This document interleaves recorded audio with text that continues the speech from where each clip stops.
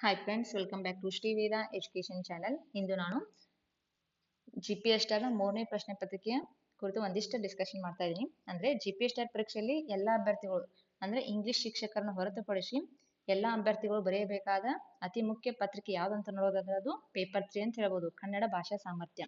ಹಾಗಾದ್ರೆ ಈ ಪತ್ರಿಕೆಯಲ್ಲಿ ಕಡಿಮೆ ಸಮಯದಲ್ಲಿ ಹೆಚ್ಚು ಅಂಕಗಳನ್ನು ಗಳಿಸೋದು ಹೆಂಗ, ನೆಕ್ಸ್ಟ್ ಈ ಪ್ರಶ್ನೆ ಪತ್ರಿಕೆಯ ಸಂಪೂರ್ಣ ಸಿಲೆಬಸ್ ಏನೈತಿ ಮತ್ತು ಅದನ್ನು ಪಾಸ್ ಆಗಕ್ಕೆ ರಕ್ಷಣಾ ತಂತ್ರಗಳು ಯಾವ್ಯಾವ ಅಂತ ಏನ್ ಮಾಡ್ತೀನಿ ವಿವರವಾಗಿ ಡಿಸ್ಕಷನ್ ಮಾಡ್ತಾ ಹೋಗ್ತಾ ಇದ್ದೀನಿ. ಹಾಗಾಗಿ ಯಾರೆಲ್ಲ ವಿಡಿಯೋನ ಫಸ್ಟ್ ಟೈಮ್ ವಾಚ್ ಮಾಡ್ತಾರೆ ವಿಡಿಯೋನ ಸ್ಕಿಪ್ ಮಾಡ್ದ ಕೊನೆ ತನಕ ನೋಡ್ರಿ. ಬನ್ನಿ ಫ್ರೆಂಡ್ಸ್, ವಿಡಿಯೋನ ಸ್ಟಾರ್ಟ್ ಮಾಡೋಣ. ನೋಡ್ರಿ, ಈ ಕಡ್ಡಾಯ ಕನ್ನಡ ಪರೀಕ್ಷೆ ಎಷ್ಟು ಮಾರ್ಕ್ಸಿಗೆ ಇರ್ತೈತಿ ಅಂತ ನೋಡಿದ್ರ 100 ಮಾರ್ಕ್ಸಿಗೆ ಇರುತ್ತೆ. ಇದ್ರ ಕಂಪಲ್ಸರಿ ಎಷ್ಟು ಮಾರ್ಕ್ಸ್ ತಗೋಬೇಕು? 50 ಮಾರ್ಕ್ಸ್ ತಗೊಳಕಬೇಕಾ. ನೆಕ್ಸ್ಟ್ ಇದು ಪೇಪರ್ ಬರೆಯಕ ಅಂದ್ರೆ ಪೇಪರ್ 3 ಬರೆಯಕ್ಕೆ ಟೈಮಿಂಗ್ ಎಷ್ಟು ಐತಿ ಅಂತ ನೋಡಿದ್ರ 2 ಅವರ್ ಐತಿ ನೋಡ್ರಿ. ಹಾಗಾದ್ರೆ ಇಷ್ಟಿದೆ, ಅದ್ರದ್ದು ಬೇಸಿಕ್ ಆಯ್ತು. ಹಾಗಾದ್ರೆ ಸಿಲೆಬಸ್ ನೋಡೋದಾದ್ರ ನೋಡ್ರಿ, ಈ ಕಡ್ಡಾಯ ಕನ್ನಡ ಪರೀಕ್ಷೆ ಎಲ್ಲರೂ ಬರೀಬೇಕಾದ್ರೆ ಇಂಗ್ಲಿಷ್ ಶಿಕ್ಷಕನ ಹೊರತುಪಡಿಸಿ ಅಲ್ಲಿ PCM ಮತ್ತು CBZ ಇವ್ರಿಗೆ ಯಾಕಿದ್ರ ಅವಶ್ಯಕತೆ ಐತಿನಾ ಅಂತ ನೋಡಿದ್ರೆ ಹೌದು, ಇವ್ರಿಗೂ ಇದ್ರ ಅವಶ್ಯಕತೆ ಐತಿ.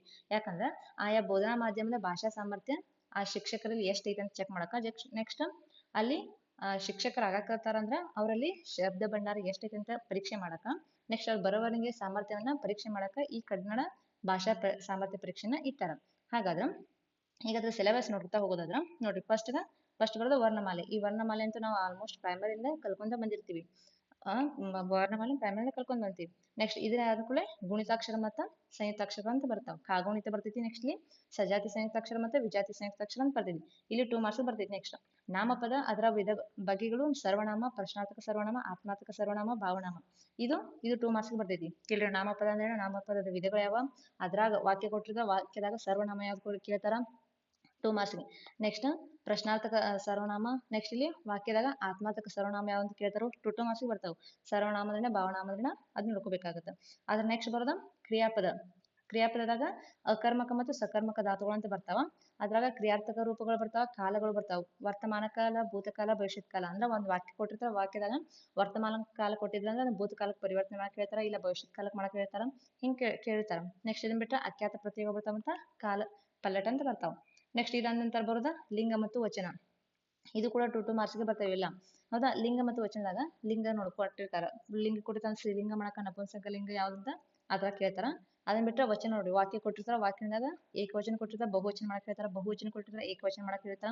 ಇಲ್ಲಿ 2 ಮಾರ್ಕ್ಸ್ಗೆ ಬರ್ತೈತಿ. ಇದಾದ ನಂತರ ನೆಕ್ಸ್ಟ್ ಬರೋದ ವಿಭಕ್ತಿ ಪ್ರತ್ಯಯ ಮತ್ತು ಕಾರಕಾರ್ಥಗಳು. ಇಲ್ಲಿ ಹಳಗನ್ನಡ ಬರ್ತೈತಿ ಮತ್ತು ಹೊಸಗನ್ನಡ ಬರ್ತೈತಿ. ವಿಭಕ್ತಿ ಪ್ರತ್ಯಯದಾಗ ಇದನ್ನು ಕೂಡ ಹೇಳಿಕೆ ರೂಪದಾಗ ಕೊಡ್ತಾರ. ಹೇಳಿಕೆ ರೂಪದಾಗ ಕೊಡ್ತಾರ. ಅಲ್ಲಿ ಏನ್ ಮಾಡ್ತಾರ ಅದ್ರಾಗ ಒಂದ್ ಬಿಡಿಸಿ ಬರ್ದ ಅಥವಾ ವಿಭಕ್ತಿ ಪ್ರತ್ಯಯ ಯಾವ್ದೈತೆ ಅಂತ ಗುರ್ತು ಮಾಡ್ಬೇಕು. ಅಲ್ಲಿ ಹಳಗನ್ನಡದು ಕೊಡ್ಬೋದು, ಹೊಸಗನ್ನಡ ಕೊಡ್ಬೋದು, ಎರಡು ನೋಡ್ಕೋಬೇಕಾಗತ್ತ. ಇದಾದ ನಂತರ ನೆಕ್ಸ್ಟ್ ಬರೋದ ಸಂಧಿಗಳು ನೋಡ್ರಿ. ಸಂಧಿದಾಗ ಮತ್ತೆ 2 ಕನ್ನಡ ಸಂಧಿಗಳು ಬೇರೆ, ಸಂಸ್ಕೃತ ಸಂಧಿಗಳು ಬೇರೆ. ಕನ್ನಡ ಸಂಧಿ ಲೋಪ ಸಂಧಿ, ಆಗಮ ಸಂಧಿ, ಆದೇಶ ಸಂಧಿ. ಸಂಸ್ಕೃತ ಸಂಧಿಯಿಂದ ಸವರ್ಣ ದೀರ್ಘ ಸಂಧಿ, ಗುಣ ಸಂಧಿ, ಎಣ್ ಸಂಧಿ, ವೃದ್ಧಿ ಸಂಧಿ, ಚುತ್ವ ಸಂಧಿ, ಚಸ್ತ್ವ ಸಂಧಿ ಇವೆಲ್ಲ ಬರ್ತಲ್ಲ, ಇವ್ನು ನೋಡ್ಕೋಬೇಕಾಗತ್ತೆ. ಇವ್ನು ಏನ್ ಮಾಡ್ತಾರ ಪದಗಳು ಕೊಟ್ಟಿರ್ತಾರ, ಅವ್ನು ಬಿಡಿಸಿ ಬರೆದ ಸಂಧಿ ಗುರ್ತು ಮಾಡಕ್ ಹೇಳ್ತಾರ. ನೆಕ್ಸ್ಟ್ ಇದಾದ ನಂತರ ಬರೋದ ಸಮಾಸಗಳು ಕೂಡ ಹಂಗ. ಸಮಾಸಗಳು ಏನ್ ಮಾಡ್ತಾರ ಅದನ್ನು ಕೂಡ ಪದಗಳು ಕೊಟ್ಟಿರ್ತಾರ, ಆ ಪದಗಳನ್ನ ಬಿಡಿಸಿ ಬರೆದ ಅಂದ್ರೆ ವಿಗ್ರಹ ವಾಕ್ಯ ಅಂತ ಮಾಡ್ಬೋದು. ಅಂದ್ರೆ ವಿಗ್ರಹ ರೂಪ ಅದ್ ಬಿಡಿಸಿ ಬರೆದ ನಂತರ ಅದ್ ಯಾವ ಸಮಾಸ ಬರ್ತೈತೆ ಅಂತ ಅದ್ರ ಹೆಸರು ಬರಿಬೇಕು. ಇದು ಕೂಡ 2 ಮಾರ್ಕ್ಸ್ಗೆ, ಇದು 2 ಮಾರ್ಕ್ಸ್. ನೆಕ್ಸ್ಟ್ ಕೃದಂತ ಮತ್ತು ತದ್ದಿತ ಇದು ಕೂಡ 2 ಮಾರ್ಕ್ಸ್ಗೆ ಬರ್ತಾವ ಇವು. ನೆಕ್ಸ್ಟ್ ಇದಂತ ಜೋಡು ನುಡಿ, ಪಡೆ ನುಡಿ. ನೆಕ್ಸ್ಟ್ ಜೋಡಿ ನುಡಿ, ವಿರುಕ್ತಿ ಇವೆಲ್ಲ 2 ಮಾರ್ಕ್ಸ್ಗೆ ಬರ್ತಾವ. ಈ ನುಡಿಗಟ್ಟು ಏನ್ ಮಾಡ್ತೈತಿ ಅಂದ್ರೆ 5 ಮಾರ್ಕ್ಸ್ಗೆ ಬರ್ತೈತಿ ನೋಡ್ರಿ. ಕಂಪಲ್ಸರಿ ನುಡಿಗಟ್ಟು 5 ಮಾರ್ಕ್ಸ್ಗೆ ಬರ್ತೈತಿ. ಇನ್ ನೆಕ್ಸ್ಟ್ ಬರೋದ ಅವ್ಯಯ ಮತ್ತು ಅದರ ಪ್ರಕಾರಗಳು, ಅವ್ಯಯ ವಿಧಗಳು ಯಾವ್ಯಾವ, ಇದನ್ನು ಕೂಡ ಇದು 2 ಮಾರ್ಕ್ಸ್ಗೆ ಬರ್ತೈತಿ. ಹಾಗಾದ್ರೆ ಇಲ್ಲಿ ನೋಡ್ರಿ ಅವ್ಯಯ ಅಂದ್ರೇನ, ಅದ್ರ ಪ್ರಕಾರಗಳು ಯಾವ, ಅದು ಅಲ್ಲಿ ವಾಕ್ಯ ಕೊಟ್ಟಿರ್ತಾವ. ವಾಕ್ಯದಾಗ ಏನಂತ ಅವಳು ಚೆನ್ನಾಗಿ ಹಾಡಿದಳು, ಅವಳು ಸುಂದರವಾಗಿ ಕಾಣಿದಳು, ಹಿಂಗೇನೋ ಒಂದು ಸೆಂಟೆನ್ಸ್ ಕೊಡ್ದ, ಅದ್ರಾಗ ಅವ್ಯಯ ಪದ ಯಾವ್ದಂತ ಹುಡುಕಿ ನಾವು ಬರಿಬೇಕಾಗತ್ತ. ನೆಕ್ಸ್ಟ್ ವಾಕ್ಯ ಮತ್ತು ವಾಕ್ಯದ ವಿಧಗಳು. ವಾಕ್ಯ ಅಂದ್ರೆ ಸಾಮಾನ್ಯ ವಾಕ್ಯ ಯಾವ್ದ, ಮಿಶ್ರ ವಾಕ್ಯ ಯಾವ್ದ, ಸಂಯೋಜಿತ ವಾಕ್ಯ ಯಾವ್ದ, ಅಲ್ಲಿ ಗುರ್ತ ಮಾಡಿ ಬರಿಬೇಕಾಗತ್ತ. ಇದಾದ ಕೂಡ ಲೇಖನ ಚಿಹ್ನೆಗಳು ನೋಡ್ರಿ. ಅಂದ್ರೆ ವಾಕ್ಯಗಳು ಕೊಟ್ಟಿರ್ತಾರ, ಅಂದ್ರೆ ಸಾಮಾನ್ಯ ಅಂದ್ರೆ ವಾಕ್ಯಗಳು ಕೊಟ್ಟಿರ್ತಾರ, ಅದಕ್ಕೆ ಯಾವ್ದು ಲೇಖನ ಚಿಹ್ನೆ ಕೊಟ್ಟಿರಂಗಿಲ್ಲ.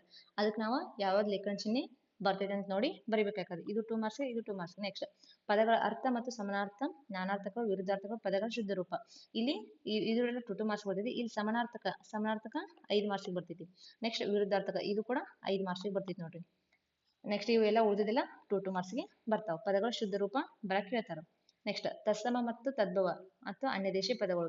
ಇಲ್ಲಿ ಏನ್ ಮಾಡ್ತಾರ ತತ್ಸಮ 2 ಕೊಡ್ತಾರ, ತತ್ಸಮ ಕೊಡ್ಬೋದು, ತದ್ಭವ ಕೊಡ್ಬೋದು, ಯಾವ್ದು ಕೊಡ್ತಾರಲ್ಲ ಅದ್ರ ಅಪೋಸಿಟ್ ಬರಬೇಕಾಗತ್ತೆ. ಇದು 2 ಮಾರ್ಕ್ಸ್ ಬರ್ತೈತಿ. ನೆಕ್ಸ್ಟ್ ಅನ್ಯ ದೇಶೀಯ ಪದಗಳು, ಇವು ಕೂಡ 2 ಮಾರ್ಕ್ಸ್ ಕೇಳ್ತಾರ. ಸೆಂಟೆನ್ಸ್ ಆಗಿ ಕೊಡ್ಬೋದು, ಇದ್ರಾಗೂ ಕೇಳ್ಬೋದು, ಡೈರೆಕ್ಟ್ ಪದಗಳು ಕೊಟ್ಟು ಕೇಳ್ಬೋದು. ಇದಾದ ನಂತರ ಗ್ರಾಮ್ಯ ಮತ್ತು ಗ್ರಾಂಥಿಕ ರೂಪಗಳು ಅಂತ ಬರ್ತೈತಿ. ಇಲ್ಲಿ ಕೂಡ ಗ್ರಾಂಥಿಕ ರೂಪ ಅಂದ್ರೆ ಅವ ಹಳಗನ್ನ ಹಿಂಗ ಬೇರೆ ಬೇರೆ ಇತರ ಟೈಪ್ ಪದಗಳು ಇರ್ತಾವ, ನಾವು ಶುದ್ಧ ರೂಪ ಬರಿಬೇಕಾಗತ್ತ. ಈಗ ಹೆಂಗ, ಹೇಗೆ, ಹೀಗೆಲ್ಲ ಬರ್ತೈತಲ್ಲ ಈ ಟೈಪ್. ನೆಕ್ಸ್ಟ್ ಗಾದೆಗಳು. ಗಾದೆಗಳು ಏನ್ ಮಾಡ್ತಾರಂದ್ರ ಇಲ್ಲಿ ಕೂಡ 5 ಮಾರ್ಕ್ಸ್ ಕೊಡ್ತಾರ. ಗಾದೆಗಳು ಅರ್ಧ ಕೊಡ್ತಾರ, ಅರ್ಧ ನಾವು ಬರಿಬೇಕಾಗುತ್ತೆ. ನೋಡ್ರಿ ಇದು ಏನಾವುದು, ತುಂಬಿದ ಕೊಡ ಡ್ಯಾಶ್ ಕೊಡ್ತಾರ, ತುಳ್ಕುವುದಿಲ್ಲ. ನೆಕ್ಸ್ಟ್ ಆಳಾಗಿ ದುಡಿದವನು ಅರಸನಾಗಿ ಉಣ್ಣಬಹುದು. ಹಿಂಗೆಲ್ಲ ಅಂದ್ರೆ ಅರ್ಧ ಕೊಡ್ತಾರ, ಅರ್ಧ ನಾವು ಮಾಡಬೇಕಾಗತ್ತೆ. ಇದು 5 ಮಾರ್ಕ್ಸ್ ಇರ್ತೈತಿ. ನೆಕ್ಸ್ಟ್ ಛಂದಸ್ಸು ಅಲಂಕಾರ, ಇದು ಕೂಡ 2 ಮಾರ್ಕ್ಸ್ ಆಗಿ ಬರ್ತಾವ. ಛಂದಸ್ಸು ವಾಕ್ಯಗಳು ಕೊಡ್ಬೋದು, ಅದರಿಂದ ಛಂದಸ್ಸು ಹಾಕಕ್ ಕೊಡ್ತಾರ. ನೆಕ್ಸ್ಟ್ ಅಲಂಕಾರಗಳು ಯಾವಂತ ಕೇಳ್ತಾರ, ಡೈರೆಕ್ಟ್ ವಾಕ್ಯದಾಗ ಕೊಡ್ತಾರ, ಇದು ಯಾವ ಅಲಂಕಾರಕ್ಕೆ ಸಂಬಂಧಪಟ್ಟಿದೆ ಅಂತ ಕೇಳ್ತಾರ. ನೆಕ್ಸ್ಟ್ ಇನ್ ಬರ್ದ ಹಳಗನ್ನಡ ಮತ್ತು ಹೊಸಗನ್ನಡದ ಸಾಹಿತ್ಯದ ಚರಿತ್ರೆದಾಗ ಕವಿಗಳನ್ನ ಕೇಳ್ಬೋದು, ಅವ್ರ ಕಾಲಗಳಂದ್ರ ಜನಿಸಿದ ಸ್ಥಳಗಳನ್ನ ಕೇಳ್ಬೋದು, ಕಾಲ ಅವ್ರದ್ದು ಇದನ್ನ ಕೇಳ್ಬೋದು, ಅವ್ರಿಗೆ ಯಾರು ಆಶ್ರಯ ಕೊಟ್ಟಾರ ಕೇಳ್ಬೋದು, ಅವ್ರ ಬಿರುದುಗಳು ಕೇಳ್ಬೋದು, ಅವ್ರ ಪ್ರಶಸ್ತಿ ಕೇಳ್ಬೋದು, ಅವ್ರ ಕಾವ್ಯಗಳು ಕೇಳ್ಬೋದು, ಅವ್ರ ಕಾದಂಬರಿ ಕೇಳ್ಬೋದು, ಯಾವ್ದು ಕೇಳ್ಬೋದು. ಹಾಗಾಗಿ ಹಳಗನ್ನಡ ಮತ್ತು ಹೊಸಗನ್ನಡ ಸಾಹಿತ್ಯದ ಕವಿಗಳ ಬಗ್ಗೆ ಸ್ವಲ್ಪ ನೋಡ್ಕೋಬೇಕಾಗತ್ತ. ಸಾರಿ. ಇದಾದ ನಂತರ ಇನ್ನಷ್ಟ ಸಿಲೆಬಸ್ ಅಲ್ಲ, ಇನ್ನೂ ಅಷ್ಟೈತಿ. ಏನೈತಿ ಅಂತ ನೋಡೋದ, ಗಾದೆಗಳನ್ನ ವಿಸ್ತರಿಸಿ ಬರಕ್ ಹೇಳ್ತಾರೆ ಇಲ್ಲಿ 5 ಮಾರ್ಕ್ಸಿಗೆ. ಗಾದೆಗಳು ವಿಸ್ತರಿಸಿ ಬರೆಯುವುದು, ಗಾದೆಗಳು ವಿಸ್ತರಿಸಿ ಬರೆಯೋದು 5 ಮಾರ್ಕ್ಸ್ ಇರ್ತೈತಿ. ನೆಕ್ಸ್ಟ್ ಪತ್ರ ಲೇಖನ ಇರ್ತೈತಿ.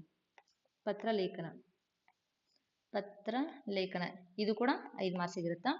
ನೆಕ್ಸ್ಟ್ ಒಂದು ಹೇಳಿಕೆ ಕೊಟ್ಟಿರ್ತಾರ, ಯಾವ್ದೋ ಒಂದು ಹೇಳಿಕೆ. ಈಗ ನೋಡ್ರಿ, ಭಾರತ ಬಿಟ್ಟು ತೊಲಗಿ, ಹಿಂಗೆಲ್ಲ ಒಂದು ಹೇಳಿಕೆ ಕೊಟ್ಟಿರ್ತಾರೆ. ಹೇಳಿಕೆಯನ್ನು ಕೊಟ್ಟಿರ್ತಾರೆ, ಅದನ್ನ ನಮ್ಮ ವಾಕ್ಯದಾಗ ಅಂದ್ರೆ ನಮ್ಮ ಅಭಿಪ್ರಾಯದ ಕುರಿತ ಬರಿಬೇಕಾಗತ್ತ. ಹೇಳಿಕೆ ಅಂದ್ರೆ ಹೇಳಿಕೆ ಯಾರು ಹೇಳಿದಾರ ಅದ್ರ ಸಂಪೂರ್ಣ ವಿವರಣೆ ಬರಿಬೇಕಾಗತ್ತ. ಹೇಳಿಕೆ ವಿವರಿಸಿ, ಇದು 5 ಮಾರ್ಕ್ಸಿಗೆ ಇರುತ್ತೆ. ನೆಕ್ಸ್ಟ್ ಚಿತ್ರ ಕೊಟ್ಟಿರ್ತಾರ, ಒಂದು ಪ್ರಕೃತಿ ಕೊಡ್ಬೋದು, ಅಥವಾ ನೀರು ಮತ್ತು ಭೂಮಿ ಕೊಡ್ಬೋದು. ಹಿಂಗೇನೋ ಚಿತ್ರ ಕೊಟ್ಟಿರ್ತಾರೆ, ಆ ಚಿತ್ರ ನೋಡ್ಬಿಟ್ಟು ನಮ್ಮ ಅಭಿಪ್ರಾಯ ಏನೇನಂತ ನಾವೊಂದು ಸಂಪೂರ್ಣವಾಗಿ ವಿವರಣೆ ಮಾಡ್ಬೇಕು. ಇದಕ್ಕ ಲಿಮಿಟೆಡ್ ಐತಿ, 8 ರಿಂದ 10 ವಾಕ್ಯಗಳಲ್ಲಿ ಬರಿಬೇಕು. ಚಿತ್ರ ನೋಡಿ ವಿವರಿಸಿ ವಿವರಣೆ ಮಾಡಿ ಬರೆಯೋದು. ಚಿತ್ರ ನೋಡಿ ಬರೆಯಿರಿ, ಇದು ಕೂಡ 5 ಮಾರ್ಕ್ಸಿಗೆ ಇರ್ತೈತಿ. ನೆಕ್ಸ್ಟ್ ನೋಡಿದ್ರೆ ಪ್ಯಾಸೇಜ್ ಇರ್ತಾವ, ಇಲ್ಲಿ ಪ್ಯಾರಾಗ್ರಾಫ್ ಇರ್ತಾವ. ಈ ಪ್ಯಾರಾಗ್ರಾಫ್ ಏನ್ ಮಾಡ್ತಾರ, 4 ಕೊಟ್ಟಿರ್ತಾರ. ಈ ತರ ನೋಡಿ, ಒಂದು ಪ್ಯಾರಾಗ್ರಾಫ್ಗಳು 5 ಕ್ವಶನ್, ಒಂದು ಪ್ಯಾರಾಗ್ರಾಫ್ 5 ಕ್ವಶನ್, ಹಿಂಗ 4 ಪ್ಯಾರಾಗ್ರಾಫ್ ಕೊಡ್ತಾರ. 4 5 20 ಅಂದ್ರ ನೋಡ್ರಿ, 4 ಪ್ಯಾರಾಗ್ರಾಫ್ ಕೊಡ್ತಾರ, ಅಲ್ಲ 5 ಮಾರ್ಕ್ಸಿಗೆ ಇಟ್ಟಿರ್ತಾರ, ಅಂದ್ರೆ 4 5 25. ನೆಕ್ಸ್ಟ್ ಇದು 20 ಮಾರ್ಕ್ಸ್. ಇದಾದ ಕೂಡಲೇ ನೆಕ್ಸ್ಟ್ ಏನ್ ಕೇಳ್ತಾರ ಅಂದ್ರೆ ಹೇಳಿಕೆ ಕೊಡ್ತಾರ. ನೆಕ್ಸ್ಟ್ ಸ್ವಂತ ವಾಕ್ಯದಾಗ ಬರ್ತೈತಿ ನೋಡ್ರಿ, 26 25 ಸ್ವಂತ ವಾಕ್ಯದಾಗ 2 ಪದಗಳು ಕೊಟ್ಟಿರ್ತಾರ, ಅವನ್ನ ಸ್ವಂತ ವಾಕ್ಯದಾಗ ಬರೆಯಕ್ ಹೇಳ್ತಾರ. 2 ಮಾರ್ಕ್ಸ್ ಇದು ಸ್ವಂತ ವಾಕ್ಯ.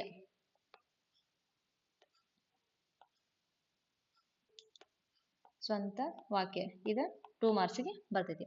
ನೆಕ್ಸ್ಟ್ ಇದಾದ ಕೂಡಲೇ ಯಾವ್ದು ಬರ್ತೈತಿ ಅಂತ ನೋಡೋದಾರ 26ನೇದು.